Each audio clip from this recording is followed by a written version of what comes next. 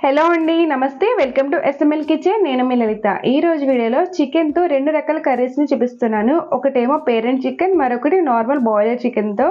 ఈ బొందకోడి కూర అయితే చాలా బాగుంటుందండి. అలాగే చికెన్ కర్రీ కూడా. ఇది రైస్, చపాతీ, రోటీ, పుల్కా, బిర్యానీలోకి అయితే సూపర్ ఉంటుంది. ఇందులో మనం ముందుగా పేరెంట్ చికెన్ని ఎలా ప్రిపేర్ చేసుకోవాలో చూసేద్దాం. నేను ఈ కూర ప్రిపేర్ చేసుకోవడానికి 500 గ్రామ్స్ వరకు పేరెంట్ చికెన్ తీసుకున్నాను. దీనిని బాగా క్లీన్ చేసుకుని వాష్ చేసుకుని తీసుకోండి. మనం తీసుకున్న చికెన్ను ఇలా ఒక కుక్కర్ గిన్నెని తీసుకుని దీనిలో వేసుకోవాలి. ఇందులోనే 1/2 టీ స్పూన్ పసుపు, 1/2 కప్పు వాటర్ కూడా వేసుకుని కుక్కర్ మూత పెట్టుకుని 3 విజిల్స్ వచ్చే వరకు వేయించుకోండి. అదే బ్రాయిలర్ చికెన్ అయితే ఒక విజిల్ వేస్తే సరిపోతుంది. కుక్ చేసుకున్నాక చికెన్ని వాటర్ని రెండింటిని సపరేట్ చేసి పక్కన పెట్టుకోండి. ఇప్పుడు కర్రీ ప్రిపేర్ చేసుకోవడానికి స్టవ్ పైన ప్యాన్ పెట్టుకుని 5 టేబుల్ స్పూన్ వరకు ఆయిల్ వేసుకోండి. ఆయిల్ బాగా హీట్ అయ్యాక ఒక యాలక్కాయ, ఒక చిన్న దాల్చిన చెక్క, ఒక లవంగం వేసుకుని వీటిని లైట్గా ఫ్రై చేసుకోవాలి. ఇందులోనే 2 పెద్ద సైజు ఉల్లిగడ్డలను ఇలా సన్నగా తరిగి వేసుకోవాలి. వీటిని దోరగా గోల్డెన్ కలర్ వచ్చే వరకు ఫ్రై చేసుకోండి.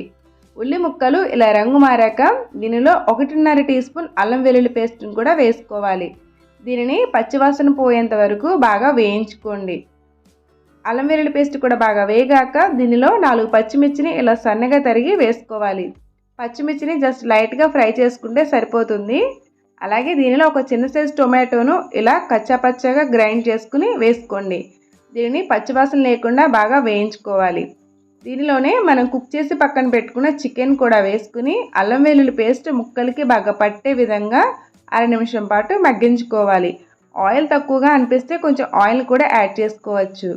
దీనిలోనే రుచికి తగినంత ఉప్పు, 2 టీ స్పూన్స్ ఎండుకారం వేసుకుని ఒకసారి ఇలా బాగా మిక్స్ చేసుకుని ఇందులోనే 1.5 teaspoon chicken masala, 1/2 teaspoon garam masala కూడా వేసుకుని ముక్కలన్నింటినీ బాగా కలుపుకుని 1 నిమిషం పాటు మగ్గించుకోవాలి. ఇలా మగ్గించుకోవడం వల్ల ఉప్పు, కారం, మసాలాలన్నీ ముక్కలకి బాగా పడతాయి. ఇప్పుడు మనం పక్కన పెట్టుకున్న చికెన్ వాటర్ని కూడా వేసుకోవాలి. ఇలా కర్రీ మొత్తాన్ని ఒకసారి బాగా మిక్స్ చేసుకుని 1/2 కప్పు వరకు వాటర్ని కూడా యాడ్ చేసుకోండి.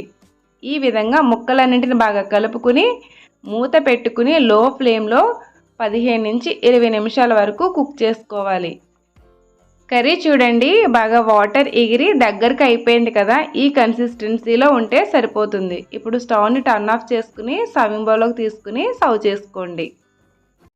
అంతేనండి, పేరెంట్ చికెన్ కర్రీ అయితే రెడీ. టేస్ట్ అయితే చాలా బాగుంటుందండి. మీరు కూడా తప్పకుండా ట్రై చేయండి. ఒకసారి తింటే మళ్ళీ కావాలని అంటారు. ఇప్పుడు మనం ఇంకొక కర్రీని ఎలా ప్రిపేర్ చేసుకోవాలో చూసేద్దాం. కర్రీలోకి మసాలా ప్రిపేర్ చేసుకోవడం కోసం స్టవ్ పైన ప్యాన్ పెట్టుకుని 2 టీ స్పూన్స్ ధనియాలు, 1/2 టీ స్పూన్ జీలకర్ర, 4 ఎండుమిర్చి, 2 యాలక్కాయలు, 2 లవంగాలు, ఒక చిన్న దాల్చిన చెక్క కూడా వేసుకుని వీటిని లైట్గా వేయించుకోండి. అలాగే ఇవి బాగా వేయగాక ఇందులో 4 బాదం పప్పు కూడా వేసుకుని మరొకసారి వేయించుకుని వీటిని పక్కకు తీసుకుని చల్లారనివ్వండి. ఇలా చల్లారిన వాటిని చిన్న మిక్సీ జార్లోకి ట్రాన్స్ఫర్ చేసుకుని వీటిని బాగా మెత్తగా గ్రైండ్ చేసుకోవాలి. ఈ విధంగా గ్రైండ్ చేసుకుని దీనిని పక్కన తీసుకోండి.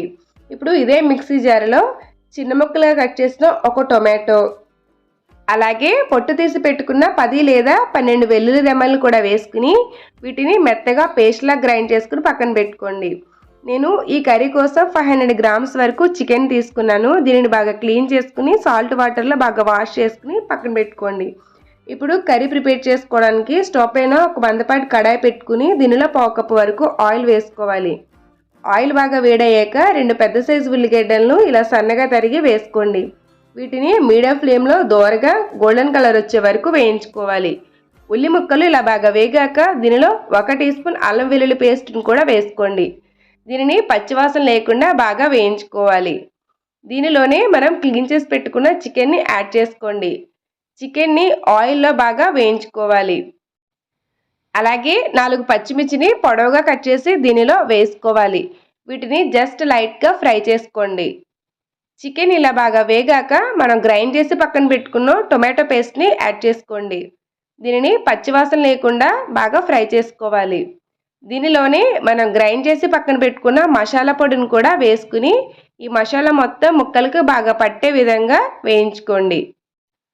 చికెన్ ఇలా 50% కుక్ అయ్యాక దీనిలో రుచికి తగినంత ఉప్పు, 1.5 టీ స్పూన్ ఎండుకారం, 1/4 టీ స్పూన్ పసుపు వేసి ఉప్పు కారాన్ని బాగా మిక్స్ చేసుకుని 2 నిమిషాలు మగ్గించుకోవాలి. ఇక్కడే చికెన్ ఆల్మోస్ట్ 80% వరకు కుక్ అయిపోయింది. చికెన్ని ఇలా బాగా వేయించాక దీనిలో 1 గ్లాస్ వాటర్ని వేసుకోవాలి. వాటర్ తక్కువే వేసుకోవాలి, ఎందుకంటే చికెన్ చాలా వరకు ఉడికిపోయింది కదా. కర్రీ మొత్తాన్ని ఇలా బాగా కలుపుకుని మూత పెట్టుకుని 10 నిమిషాలు కుక్ చేసుకోండి. కూర ఇలా దగ్గరకు అయ్యి గ్రేవీ కన్సిస్టెన్సీకి వచ్చాక స్టవ్ని టర్న్ ఆఫ్ చేసుకుని సర్వింగ్ బౌల్లోకి సర్వ్ చేసుకోండి. అంతే, ఎమ్మీ చికెన్ కర్రీ రెడీ. ఈ కర్రీ బగారా రైస్, కుస్కా రైస్లోకి చాలా బాగుంటుందండి. 2 కర్రీస్ కూడా చాలా సూపర్గా ఉంటాయి. మీరు కూడా ఒకసారి ట్రై చేయండి. నా వీడియో నచ్చితే ఒక చిన్న లైక్ చేసి, షేర్ చేసి, సబ్స్క్రైబ్ చేసుకోండి. ఇలాంటి టేస్టీ రెసిపీస్ కోసం మన ఛానల్కి సపోర్ట్ చేయండి. మరొక రెసిపీతో మళ్ళీ కలుద్దాం. Thanks for watching.